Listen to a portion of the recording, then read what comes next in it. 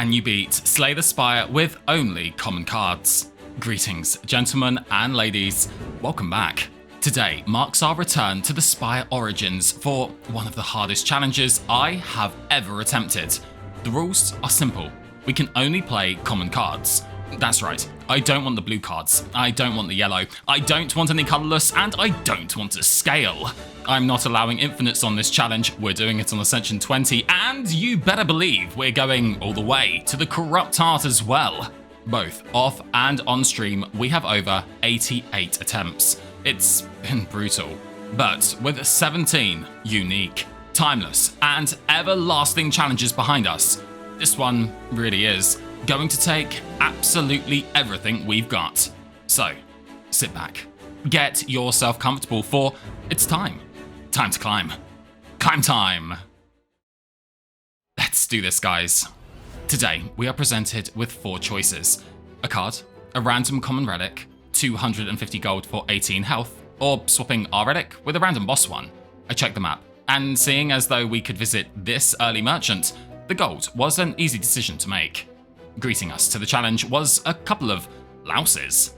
Great adventures start with simple beginnings. We play defends and strikes to proc their shells. Next, we fully defend before comfortably whisking them away the following turn. For the rewards, we get 12 gold and a choice, Third Eye or Cut Through Fate. Both provided good scry value, with the additional draw winning me over. Our first question mark event of the act was the Purifier, allowing us to remove one of our defense. A lone cultist came calling next. Cut Through Fate and 2 strikes bring him to 34 health. He then prepares his attack. We show off our stance dancing moves, and with us fully defending, only a Cut Through Fate was needed to finish him off. We get 14 gold, a distilled chaos potion, and for the cards, Rushdown was here again. I did consider the pressure point silliness, but decided 'tis not the day. At the merchant, our inherited gift of gold was now to find fruition. Firstly, both the common cards on offer here were solid. Tranquility gives us control, Cut Through Fate offered consistency. Second, the relics. Ornamental Fan was too expensive to weave in, but the Bag of Marbles caught my eye. Being able to apply Vulnerable on turn 1 was very powerful, especially for the Watcher. Finally, I used the card removal service to take away another defend. For the next battle, we have ourselves a couple of slimes. First, we take out the back slime with 2 Cut Through Fates and a strike. I then Miracle and Strike to not waste the remaining slime's vulnerability, with our Eruption being the card that finishes it off. They leave us behind 16 gold, an Ambrosia Potion, and for the cards, Consecrate was one of the few cards that would provide us damage to all enemies, and I'm glad we picked it up, for our first elite was against the sentries. They protect themselves from our vulnerability. I spend the opening turn getting us into calm. Next, we erupt into Wrath, Cut Through Fate and strike the back pylon down, then with a mixture of Tranquility, Miracle and Defend, reduce their incoming damage to 5. A bad hand showed next, but thankfully I had been practicing using our potions instead of just hoarding them. Distilled Chaos plays our Consecrate, Defend and Daze, which affords us a full defense. I continue our attacks on the correct target, defending where possible, we take them down shortly after. The Spoils of Victory award us an incredible relic, the Singing Bowl. With our limitations on what cards we could choose, this extra health could be a very helpful support indeed, and after picking up the fruit juice, we make use of it straight away. The first rest site warmly welcomed us next. It was important to get our cards upgraded as soon as possible. I reduced our eruptions cost to 1, then continue our ascent with more elites. Leguvulin was a fight we would have to command to conquer. I hold the line first, entering calm with vigilance. Next, we Cut Through Fate to help us search and destroy. Our bombardment then begins. Eruption, Consecrate, Strike, Fate. We bring him down to 64, I drink our fruit juice. I then make a smart decision. With the knowledge of upgrade importance, I didn't want to take any damage here. So, after our Cut Through Fate, I drink the Ambrosia Potion to finish the fight off as a literal particle cannon. We get 28 gold, the intangible generating incense burner, and a further 2 health. This was a great start to the challenge, and it was about to get better. The guaranteed relic chest held inside Giria, allowing us to increase our strength by 1 at rest sites. Talking about strength, these next 3 combats were a great showcase of how strong our Bag of Marbles could be. First, the Louse. 1, 2, 3. We get 11 gold and a Crush Joints to further enable our vulnerable application. Second, a big slime. We defend, attack, split, attack, and defeat, then pick up the Sash Whip so we can apply Weak. Last up, we had a group of gremlins, and as the story's been going so far, yeah, Eruption, Fate, Cut, Consecrate, Strike, Hadouken! Now that's what I call some back-to-back combats. We pick up the 18 gold and a fairy in a bottle. Returning to the travelling merchant, we had the golds required for the importance of purchase. Both this Empty Fist for damage and card removal for defense balancing were very helpful indeed. We had one encounter remaining, and with confidence still surging, I choose to venture into further relics. Outside of us taking 10 damage here, this sentry fight goes as you'd expect. We remove the front one, pay our penance here, then finish them off. For the rewards, we get 28 gold, the Eternal Feather Relic, which provides us valuable healing at rest sites, and a further 2 health for us. Approaching the final rest site, this was one of the best starts we had gotten. We just had to pay extra mind to not misplay and to take things slowly. I choose to increase our strength by 1 before it was time. Time for slime. Slime time! This was a solid opening hand. Cut Through Fate finds our Eruption, Wrath gives us strength. I then decide to Miracle early to play both our Crush Joints and Consecrate, forcing the boss to split straight away.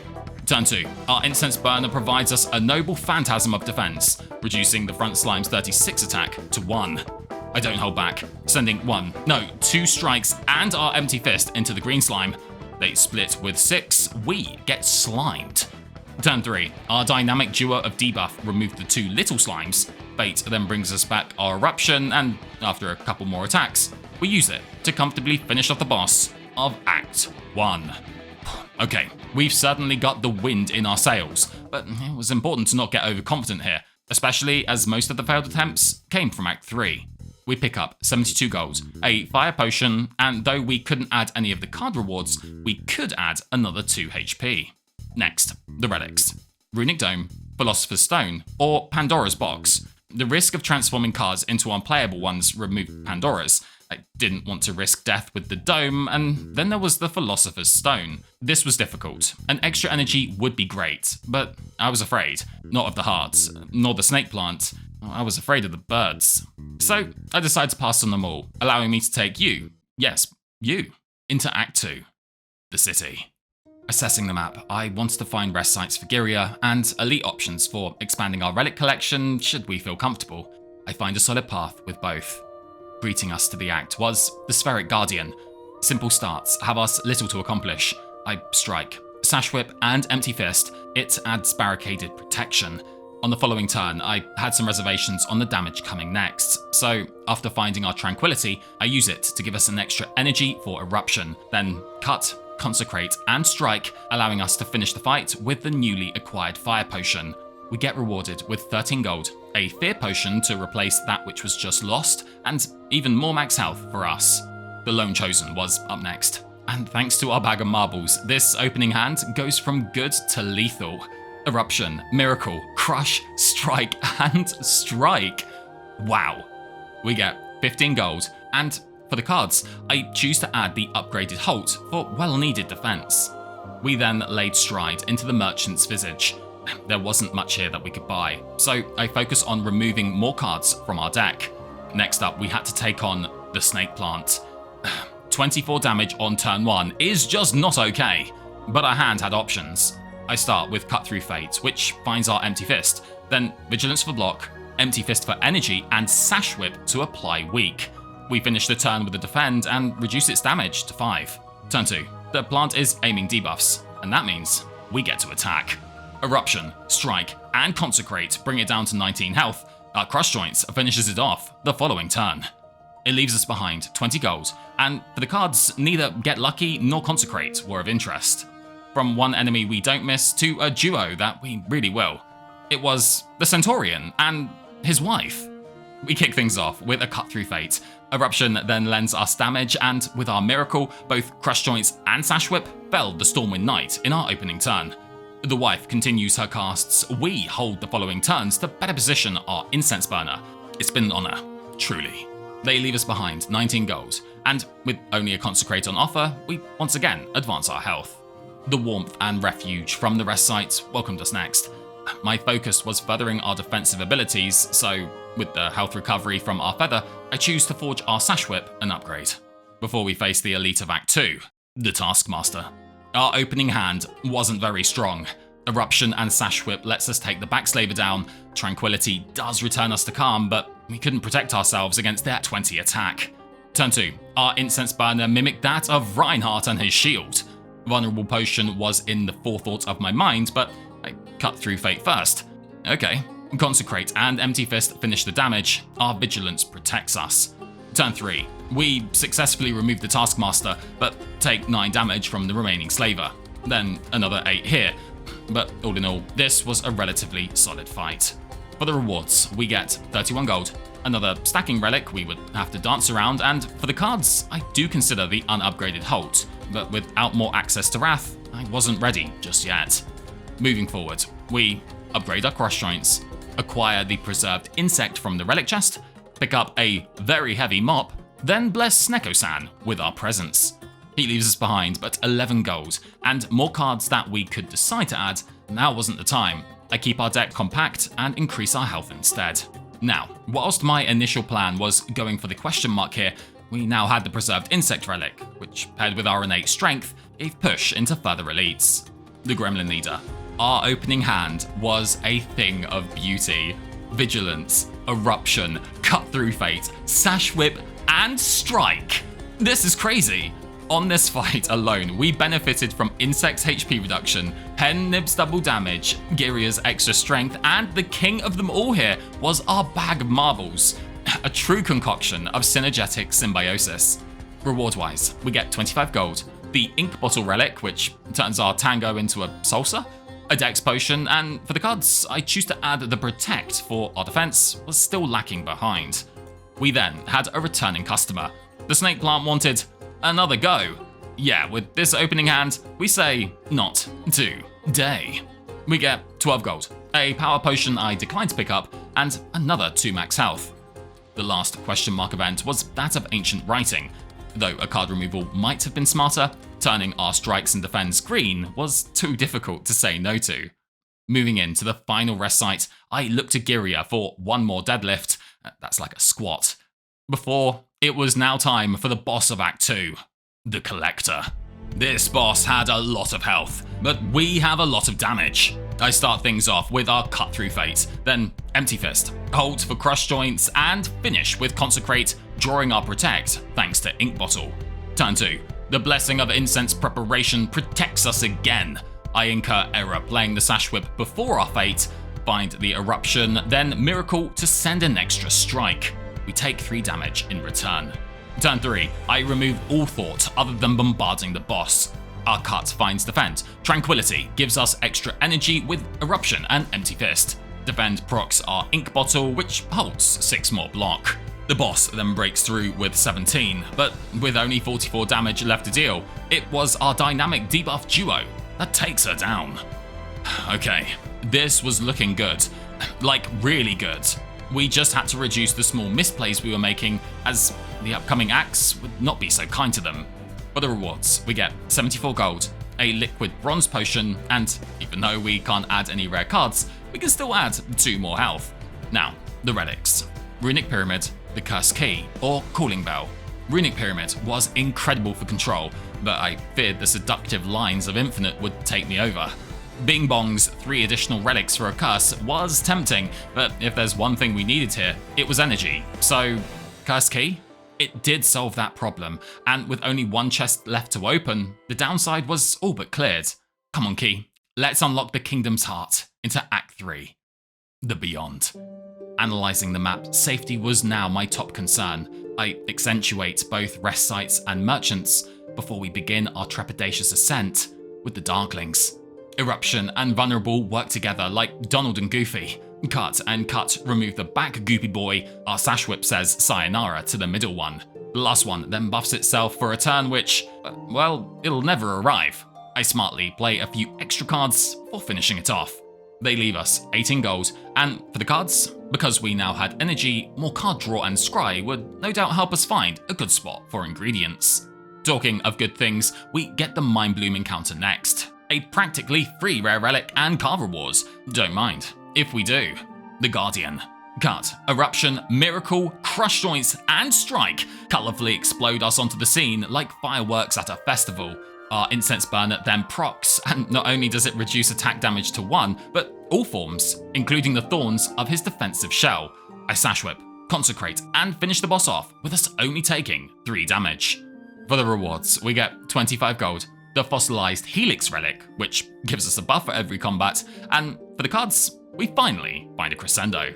I take us on a small detour next, stopping by the Upgrade Shrine, which I use to increase our damage ceiling with Empty Fist. We then continue our Gamage against this lone Orb Walker. Seriously, 3 attacks is all we need now. Its rewards were solid, a potion that was better than ours, and another Crescendo, which was also upgraded. Things were going well, and with confidence now being at an all-time high, I alter our course towards an elite dangerous one. But first, a reunion with the Darklings. We get presented with a simple start. I play our Cut Through Fate on the back one, Pen Nib our Consecrate, Sash Whip the front one, then keep our Helix protected with a Halt and Defend. Turn 2. They line up 49 damage. We reply with some of our own. Eruption and Fate remove the back boy. 2 strikes take out the middle one, then our upgraded Empty Fist finishes them off. We salvage 20 gold, a Duplication Potion, which I surprise myself with passing, and for the cards, an extra 2 HP moves our health to 99. Okay, it was now time for another Preserved Elite, the Reptomancer. Our opening hand was, once again, looking pretty strong. If we could just find our Eruption, we would have a genuine possibility of defeating her on turn 1. I go searching with our Cut Through Fate. Not only do we find our Crescendo, but we get an upgraded Strike thanks to our Ink Bottle proc as well. I get us into Wrath form, Crush Joints, Sash Whip, Consecrate, and Miracle before, because I'm not forgetting about Ink Bottle stacks though. If it was really serious, I would have striked one of the blades before Crescendo. Empty Fist. We get 25 gold, the legendary cow Akabeko, and for the cards, none of these were common, so an additional 2 health was ascertained. Next, we snap back at the Jawworms, deal with a tentacle monster the correct way, pick up a frail curse in exchange for the Sapphire Key, then enter the Merchant's Domain. His card offerings left much to be desired, and though the Frozen Eye could give us a calculated advantage, I don't want to do all that math. So I simply remove our curse, then move on to a more formidable adversary, Nemesis. Her Flaming Edition of 50 health isn't affected by our Preserved Insect, so we would have to play this very smartly. I start with playing our Miracle, for some reason, then Consecrate to proc an Eruption draw. I keep calm and redeem my mistake by playing all the cards in our hand to regain bottle stacks. She gives us a few burns. Turn 2. We couldn't deal damage, but nor could she.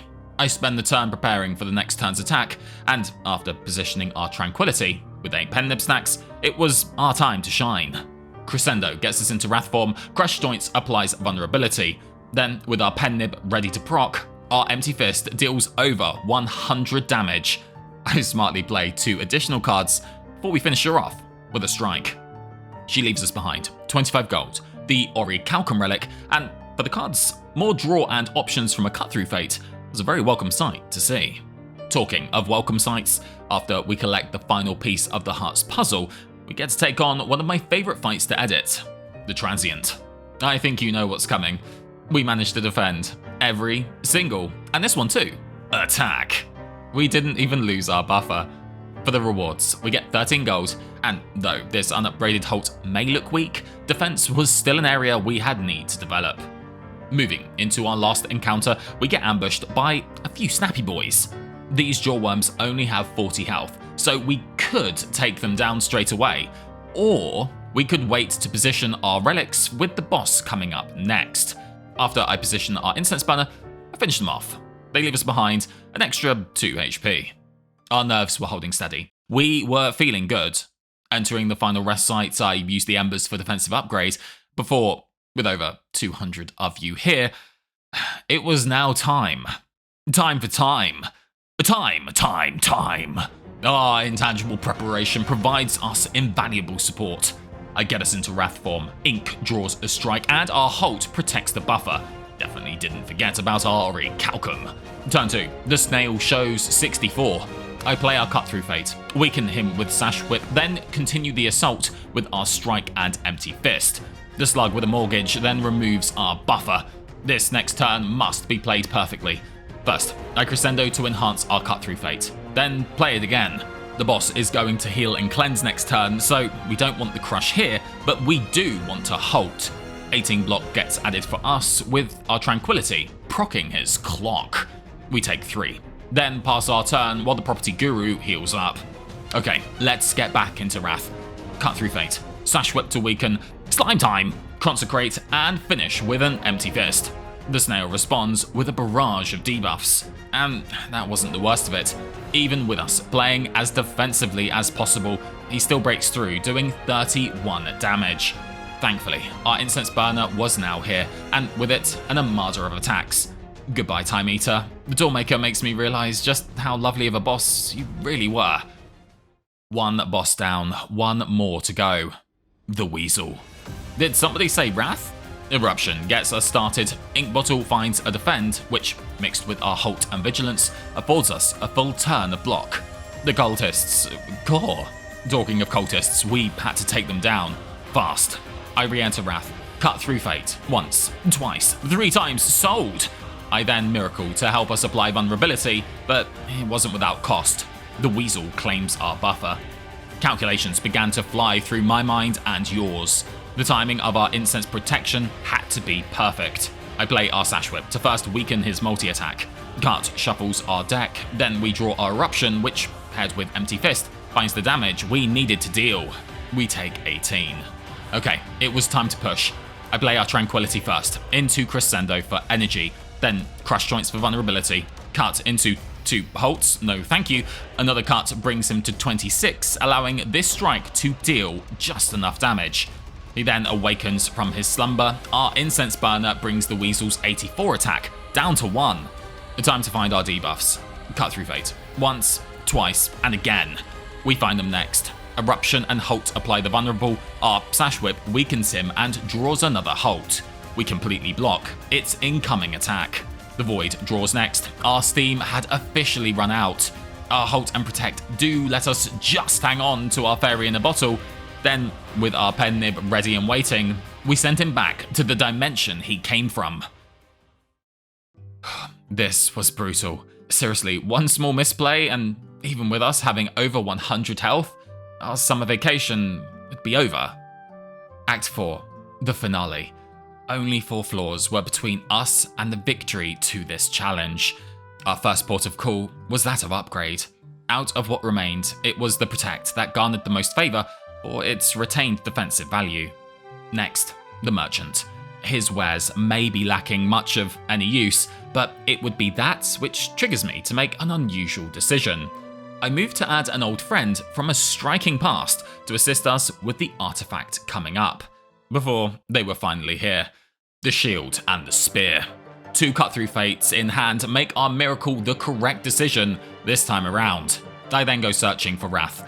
No luck here. The second does provide it. With Burns being added to our draw pile, we had to play this offensively. No exceptions. I enter us into Wrath. Play our strike, Sash, then strike, taking the Spear down to 29. They retaliate, with us both losing our buffer and 12 HP. Turn 2. The Burns were here, but thanks to this cut, so were we.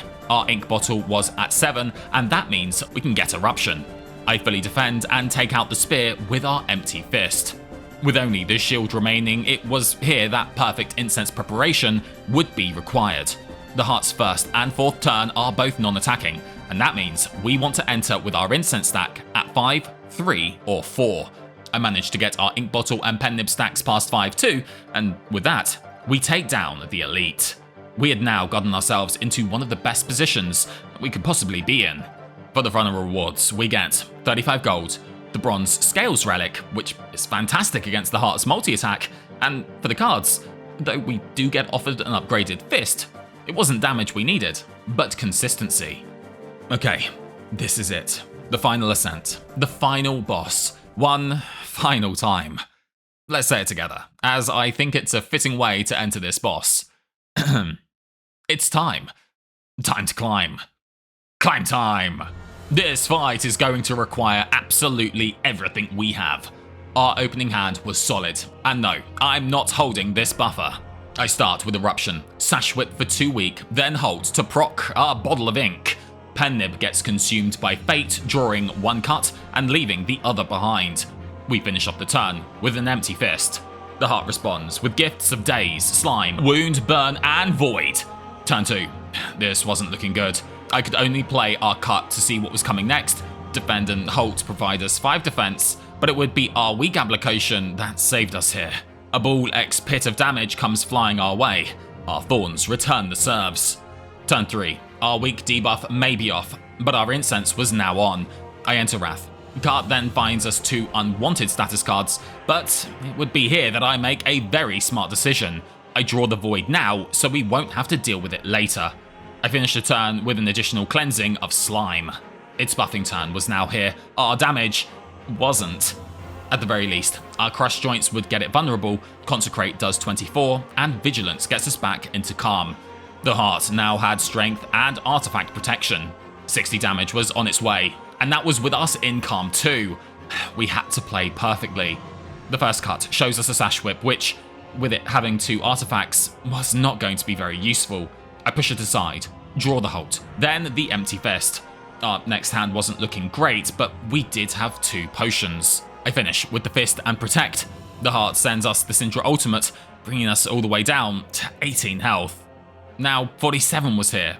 I Eruption, Halt, Strike and Defend. We say goodbye to our Fairy, then it was time for the most intense calculation session in my challenge history. Isa makes his valiant return, but there were many others here too. Top 10 players, Spire A20 streakers, even my mother was here. Looking at this hand, it was clear that now would be the moment for our discard potion. But how many do we exchange? We went back and forth with many ideas. We wanted to cut through Fate, but we didn't want them all. We aren't living next turn anyway, so I choose to discard these 4 cards, even the Halt. We get a good trade. There were 2 lines that presented themselves. We could play the Crush Joints in our hand with the Sash Whip, then scry our deck to attempt a vulnerable application. Or we could just send the damage. After 30 minutes of calculating, we made our decision. I play a Cut Through Fate, Consecrate, and Crush Joints.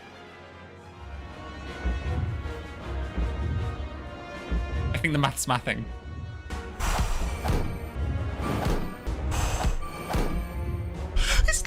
It's a freaking enough, dude. Not only did we beat Act 3, but with that, we've officially beaten Slay the Spire on Ascension 20, taking it all the way to the heart with only common freaking cards.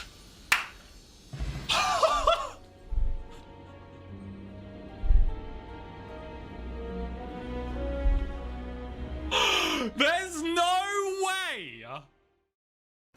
What an incredible way to finish this series. A glacier of thanks to you all. Whether you helped support me in the live streams or you watch these videos to the end, this channel continues to exist thanks to all of you. Now, for the future, I am pleased to confirm that more challenge videos are currently being scripted for Slay the Spire 2. I have completed starter deck only and have a couple of others that you'll be seeing soon, including a co-op challenge with Balorlord.